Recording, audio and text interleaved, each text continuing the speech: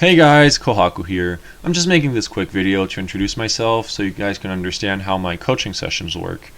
Let's just get right into it. To start with, we usually would take a couple of minutes to talk, have a little chat, understand who you are, what objectives you have, what you're looking to do, what you're looking to get from this coaching session, and so on. After that, we probably go on to the runes, make sure they're on point, make sure you understand them, etc., etc. Once we've got that done, we're just going to probably go over some macro play. So I'll usually do this just before you go into game and I spectate or we play together, just so I make sure your macro play is on point. So let's pretend I'm coaching an ADC right here, ADC student. So the first thing you're looking out for as an ADC, and it's true actually for every other single lane, is where the enemy jungler is starting. To do so, all you have to do is look at where the enemy laners are. Let's say, for example, bot lane's already on lane at 132, and top laner's missing, so you probably know that the enemy jungler started here. On the contrary, if bot lane's missing and enemy top laner is already on top lane, you know that the enemy jungler is probably down here. Why is this important? It's super important because you're going to be able to predict and understand where the jungler is. For example, if he's going to start top lane, you know that he's probably just going to do his pathing down bot side, and he's going to be bot side around maybe 3 to 4 minutes. So you definitely want to be warding at around 3 minutes in the river or over here, like over here or over here, depending on where you are and what the stance of the bot lane is looking like. So that's for the start, right? That's probably a minute 30 into the game. After that, you're going to be looking to be super proactive on the minion waves to hit your first power spike.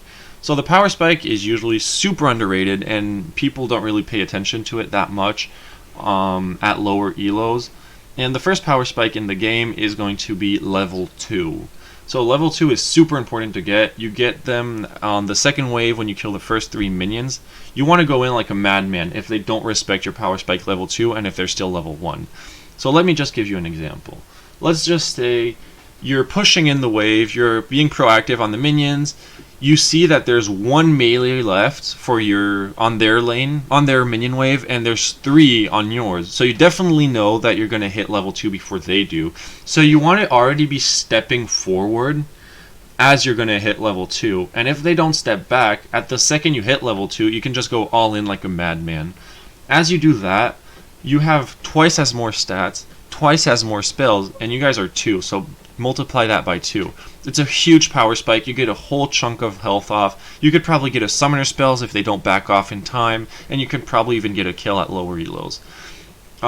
Even if you don't get any summoner spells, even if they actually respect that power spike, you're going to be able to zone them off, make sure they're not getting any gold, make sure they're not getting any CS, so you're already building up your lead. I'm just going to stop here for this video for the macro play because I don't want to go through it all. And after we actually do the whole macro play, so I'd probably take like 15 to 20 minutes to explain how the whole game goes and answer your questions as we do that along.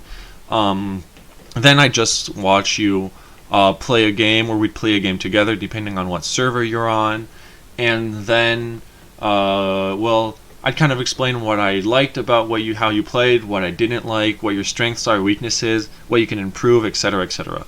After that, I'll just make sure I answer all your questions. If needed, we can go into a custom game so I can actually show you what I meant. And then I'd probably, write down everything. I usually type down everything as we're going on, so I can actually give you a written recap at the end of the session. So this way, everything I said, you don't have all this information to soak in. You could just like kind of remember by reading what I write down. Well, I hope I got you guys at least interesting and wanting to try to get a coaching session with me. So I guess I'll see you guys soon. Have a good one. Peace out.